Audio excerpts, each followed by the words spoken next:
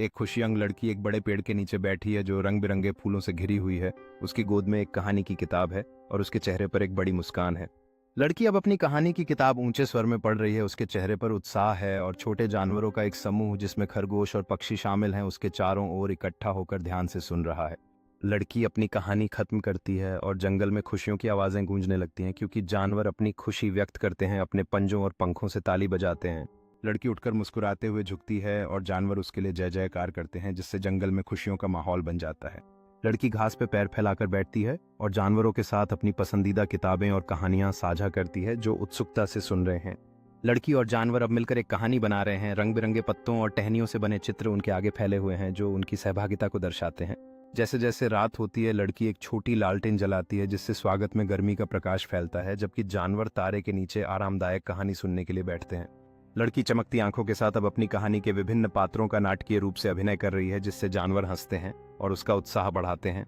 लड़की अपनी कहानी को विजयी मुस्कान के साथ खत्म करती है और जानवर खुशी से ताली बजाते हैं। उनकी उत्तेजना रात में गूंजती है।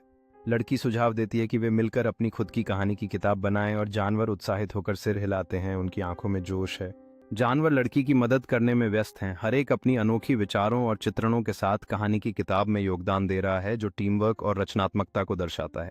लड़की अपनी पूरी हुई कहानी की किताब को गर्व से उठाती है जबकि जानवर उसके चारों ओर इकट्ठा होते हैं। उनके चेहरे इस सफलता पर खुशी और उत्साह दर्शाते हैं।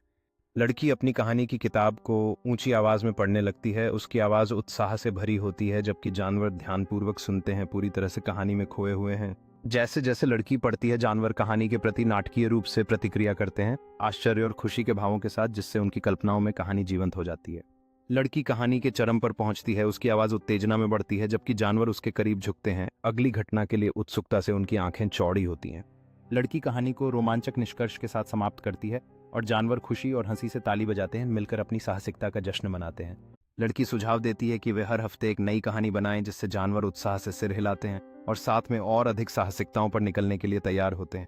लड़की और उसके जानवर दोस्त एक बड़े पेड़ के नीचे इकट्ठा होते हैं। अगली कहानी के लिए विचारों पर चर्चा करते हैं। उनके चेहरे सूरज की गर्म रोशनी में चमकते हैं।